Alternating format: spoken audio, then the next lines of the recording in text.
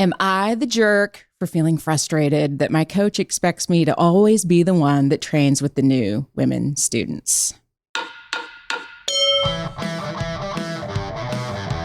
Welcome to Beauty and the Gi, the podcast about Jiu Jitsu and so much more.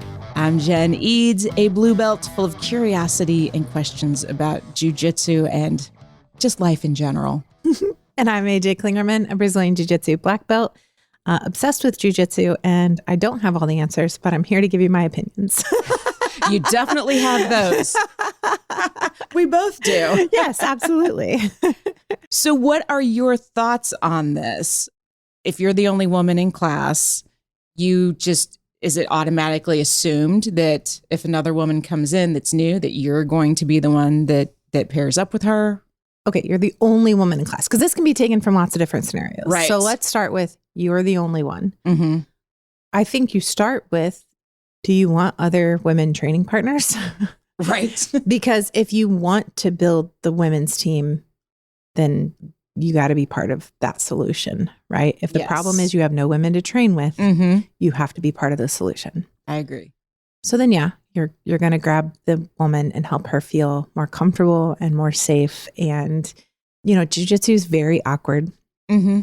A lot of us get into it because of trauma of some sort. Mm-hmm. And so being able to drill with a woman can be very helpful, ease anxieties and such. So if you're, the only one, definitely. I mean, not definitely, but probably. Yeah. I feel like it's such a balancing act, this whole thing of you want to create a really good experience for them so that they will come back. Right. But you also want to get something out of class, especially if you are gearing up for competition. Yes. So thinking about being the only woman, and a woman comes in and you're the one that trains with her. Your coach is like, hey, can you grab Sally? I don't know. I made up her name. Can you grab the new girl? How often is that actually happening? Right? Mm-hmm. If you have new women through the door constantly, and you're constantly the one to have to train with that person, are they not staying? Yeah. Because if you're the only woman and you're always the one that's like the one drilling with them, why aren't they staying? Why aren't you building this team? Mm-hmm. Right? Otherwise, is it happening that often that it's taking away from your training that much? Yeah. Maybe it is for a night or two. I think that if you could help her through warm-ups or, drilling, maybe you can triple if you're odd. That way you can drill with somebody who has a little more experience. I think from talking from the competition standpoint, if you're getting ready to compete, maybe you say, hey, coach, I'm going pretty hard right now. Would it be okay if if someone else drilled with her? I think communication is key there. Always. But in general, I think if you want to help build the women's team, you have to be a part of that. Now, talking about people that aren't the only woman there, probably someone else helped you. I mean, that's a big thing at our gym, right? Someone else helped you become comfortable on the mat. Someone else helped you, whether that was a man or a woman. Someone helped you. Yes. Part of our kind of responsibility in jiu-jitsu, I think, is helping it to grow, helping other people feel more welcome and comfortable. And I think that goes for men or women. I agree. So it feels like a short podcast. I'm like, I think, yes, you should be helping. But I get that, one, it feels like you're kind of being called out. I don't know why this made me think of this, but we used to run tournaments all the time. And we had, people helping us. And this one woman came up to me and she was like, what do you need me to do? And I was like, will you go make the sandwiches for the staff? And she was like, I will do anything but make sandwiches. Because it felt so degrading to her because she was a woman and she was like, pick a man to go make the sandwiches. I'm not doing it. But so, if it seems like it's kind of a sexist thing where it's oh, well, you're the woman, so of course you're the one. But I get that feels uncomfortable and not right. But I go back to, if you want to build your women's team, you have to help people get on the mat. You have to help make them feel comfortable. What are your thoughts? I agree with all of that. And I think so my question back to you is then, as the coach, how do you set that expectation, whether you have one woman or 20 women on the mat? What's that conversation? Because I feel like you said earlier, it comes back to communication. But if I feel like I'm always the one, and I think the other piece of that too is it just expected? Right. Because that never feels good.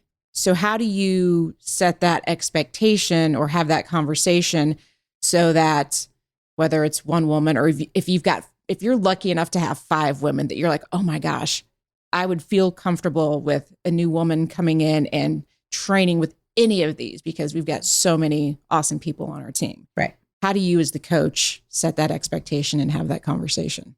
Yeah. So like one thing you said is like, it feels bad when it's expected. Mm-hmm. But I think that the community acts as the community acts, right? Yeah. So I think that it's expected as a whole. What you don't recognize probably is that when a new guy comes in, some guy is drilling with them. You only notice because you're the only woman, right? So it's easier to see it. Mm-hmm. I used to say when it was the old gym that at blue belt as a woman, you were a leader. And that's because, we didn't have a lot of people over blue belt. Yeah. So you're a leader if you're a blue belt. Now with the new gym, definitely if you're a blue belt, man or woman, you're a leader in the gym. So I'm always connecting those people to help.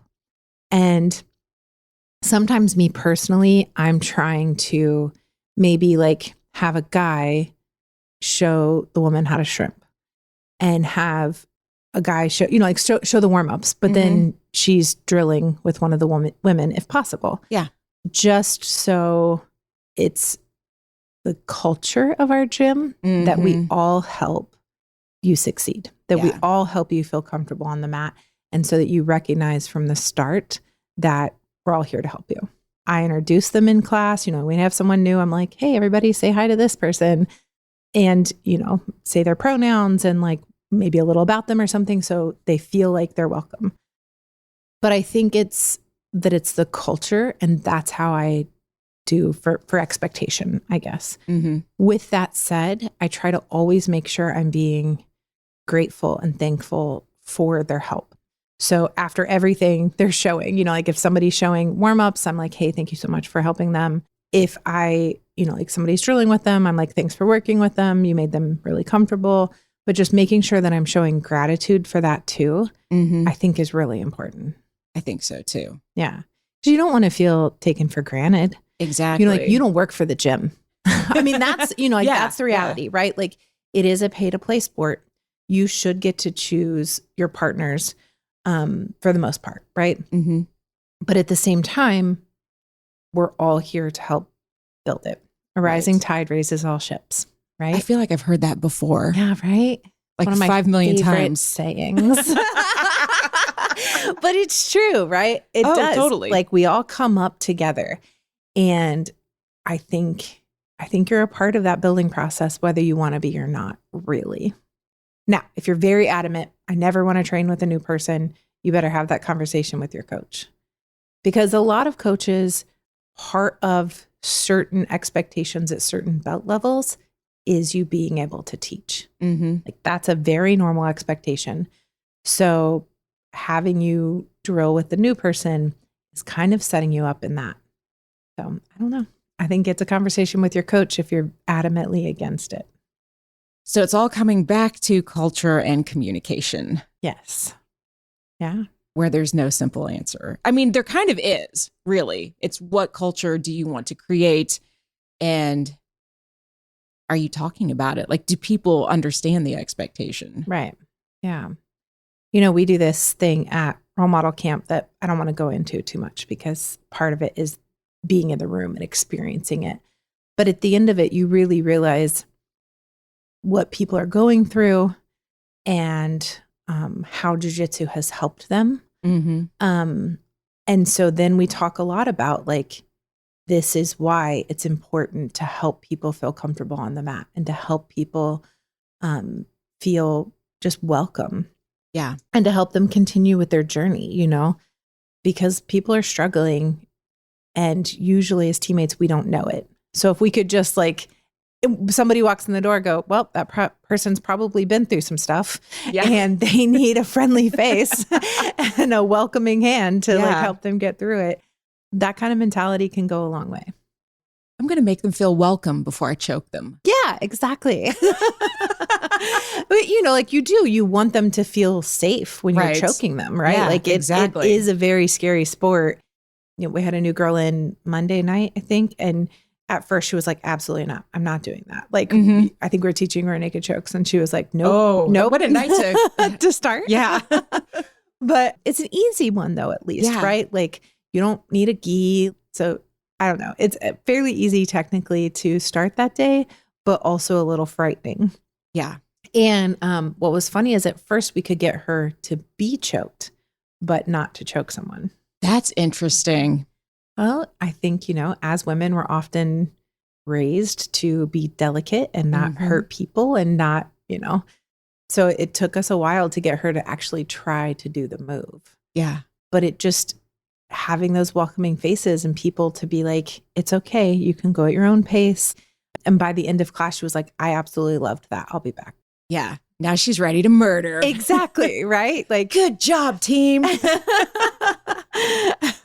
But I just think it's important that everybody is willing to be like, yeah, let's, I want to help you out because I'm building my future training partners too.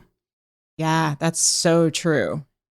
We had somebody comment on a post. It wasn't one of our posts, but they were talking about that role model has, about 50% women and what a cool thing that is. And if you end up in Indianapolis area, you got to go train with them. And I was like, that's such a cool comment. That is. Yeah. Not our post, not any of our people commenting, just, person that's that's the place to go. Out in the world. Yeah. Yeah. Love that. So what can we do then? She finally walks through the door. We're all so excited. What do we do then to keep that woman? How do we get her to come back to the next class? Yeah. Introduce yourself. It's a good start, right? Uh-huh. Otherwise, she's walked in, she's signed a waiver, she's, gotten the tour or whatever, she's on the mat, and she feels terrified. Everyone does. Oh, yeah. It's scary. You don't know a person in the room. You have no idea what to expect. It can be very scary. Mm-hmm. So go up and introduce yourself. Ask what brought her into jiu-jitsu. How'd you hear about it? Whatever. Tell her how long you've been training. Give her a little background. Tell her how much she's going to like it. Right? You will like this. Yes, you will love it. If you don't, we have your address. We'll hunt you down. I'm just kidding. But I think you'll really like it. It's a lot of fun. This is a good group, whatever that is. Mm-hmm. And then help guide her. Make sure as a whole, everyone on the team should be doing this, whether it's a man or a woman coming through the door. Yes. Non-binary person, whoever's coming through the door. Yeah. You are making them, the whole team is responsible for making them feel welcome. So if we are doing grip fighting, a lot of times we'll do 5 rounds of grip fighting at the beginning of class. That person should never be alone, right? They should not be the one standing looking for a partner. You're going to be like, I'm going to check for her first. She good? Okay. Then I can go with someone else. She doesn't have a partner. I'm going straight to her. You should almost be fighting over her, right? But, it's everybody's responsibility to kind of make her feel welcome. And then, okay, I can't speak for every gym because I know that different people have different outlooks. There are definitely gyms where we're going to beat the crap out of you and you'll either survive or you won't. You'll either come back or you won't. Mm-hmm. That is 100% some people's mentality. So I have to only speak from how our environment is, yes, right? But we very much let them go at their own pace. Just like that woman. Mm-hmm. She was willing to get choked. She didn't want to choke. She was afraid she'd hurt somebody. Mm-hmm. And so we talk a lot about it and we explain this, the tap is part of the reason that you're not getting hurt. And we're going nice and slow. You're not taking anything home. And, so we're just kind of easing her into it. And not expecting anything from her and telling her not to expect anything from herself. Yeah, that's right? so true. So like, some people come in and they're, well, I can do this, like I'm tough. I'm, like that is definitely a mentality that comes in too. Right. Mm-hmm. And so you just have to like, it's okay. You're just going to ease into it. Like you're going to go at whatever pace feels comfortable for you. When I roll with a new student, and this is what I tell my students to do as well. Some listen to me, some don't. And then I make sure to remember who doesn't so that I don't put them with a new person.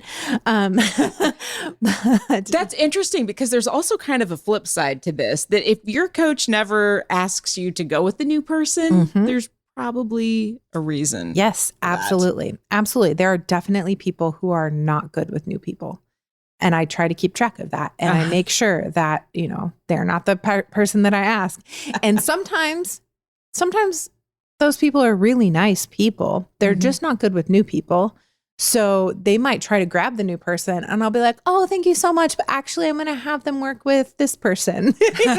I just redirect them because not everyone's good with the new person. Like if I look over and you're on mount smashing the brand new person that just came in for the first time, maybe back off a little bit.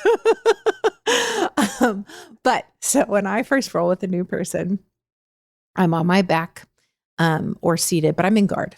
And I tell them, your job is to get around my legs. Get around my legs and get to side control or mount. And then I kind of show them what side control and mount is.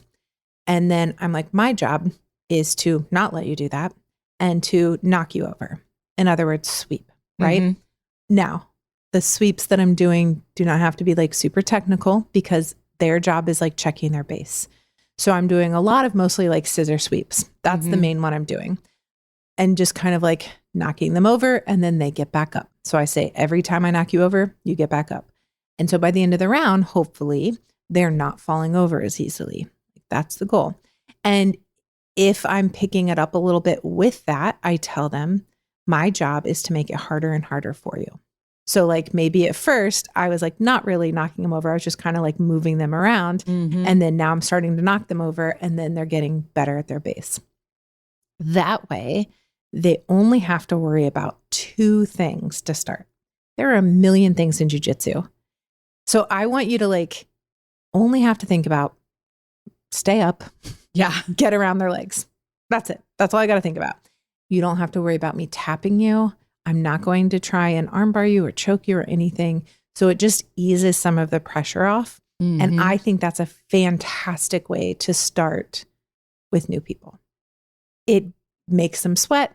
It makes them realize how hard it is. Because typically when I'm doing that, my hands are behind my head. Yeah. Mostly because like my neck sucks. So I'm like holding my head up. I'm going to play guard for 5 minutes. I'm probably holding my head up. But so I'm not even really hands on them and they can't get around my legs. Maybe they'll like pass a little bit and I'll be like, okay, let's start back, but like in general, they can't do it. So they recognize like, wow, like this is harder than I thought and more fun than I thought. Yeah. Because like we're just laughing and, like it doesn't have to be murder, death, kill when they first come in. Another thing is I always ask them when they'll be back. Oh, look. It's like you've got some sales and marketing training or something. So weird, right? Yeah.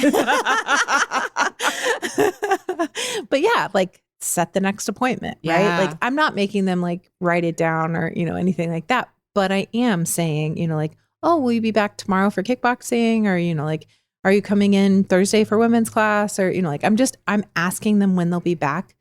And then if they're not back, then I message them. Right? Like, hey, I thought we were going to see you tonight. I just wanted to make sure you were okay. I'm never accusing them, right? Like, where were you? Yeah. I'm just checking in. Yeah. You doing okay? Like, just wanted to make sure you're all right. And if they're like, yeah, I just got caught up at work. I'm like, great. When will I see you again? Right? I go back again and kind of make them commit to coming in. Yeah. If I'm not the coach, the one that has their phone number and such, maybe I'm making Facebook friends with them. Maybe I'm following them on Instagram. I'm starting to build a relationship from the beginning, and that's what's going to help them stay. Because really, when it comes down to it, most people stay in jiu-jitsu for community over everything. That is so true. Okay, there we have it. Community, culture, Communication. The 3 C's of Jiu Jitsu. Of building your team.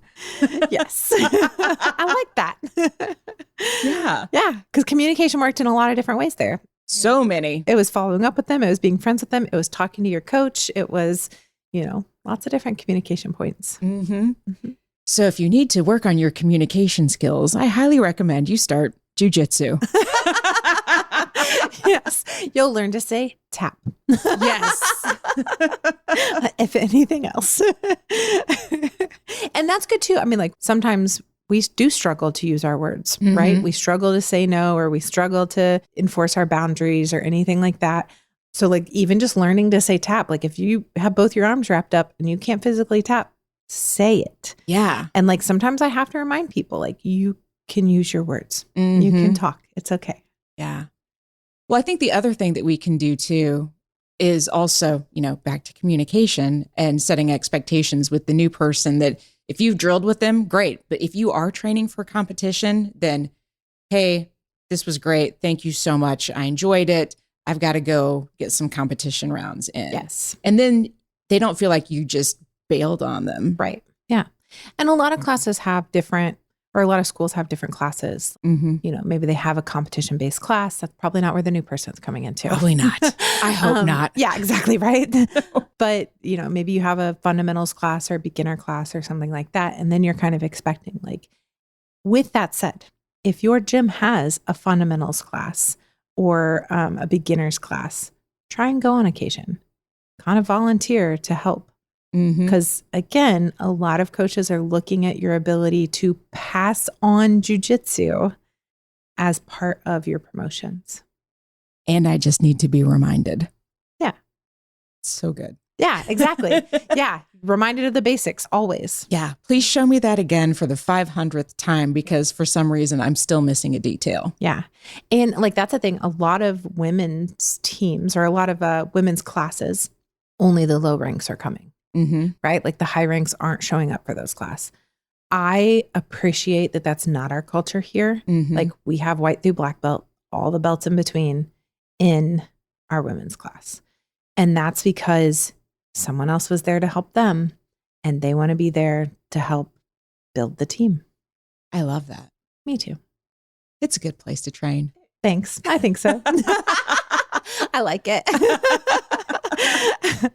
I'm AJ Klingerman and I'm obsessed with my gym, my people, my team.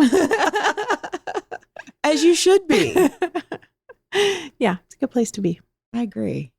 Fought hard for it. So yes, it's a good reward. Anything else we need to add to this? I don't think so. We'd love to hear what people think about it though. Yes. And maybe if you're one of the people that really feels like you just don't want to do it, you don't want to be the one, maybe it is adjusting your thought process, like taking a look at it from a different angle and thinking about how, you could take this person on to make them the ideal training partner for you. Oh yeah. You get to mold them from the beginning. Yeah. I kind of feel like that's what I did with Jennifer. Yeah, I think so too. I think you kind of adopted her and you were like, I'm going to take you under my wing and we're going to be the best training partners. And now she just bow and arrows me. Okay, I'm rethinking that life choice now. We look and at, I can say that because I know she doesn't listen to the podcast. That's true. That is true. We could talk all the trash about her. Any trash we would talk about Jennifer, we would absolutely say in front of her. Well, that's half the fun. Exactly. You look at Rachel and Alex. So Rachel Casillas, because we haven't mentioned her in a couple podcasts. So we had to make sure to get her name in there. And Alex, who is Emilio Hernandez. I know there's like Rodriguez in there. He's got a lot of names. It's a long name for the Federation, but we call him Alex. He was like 14 when he showed up at their gym. And Rachel was like, you're about my size. You're my new training partner. Nice. And so she really built him up from a teenager.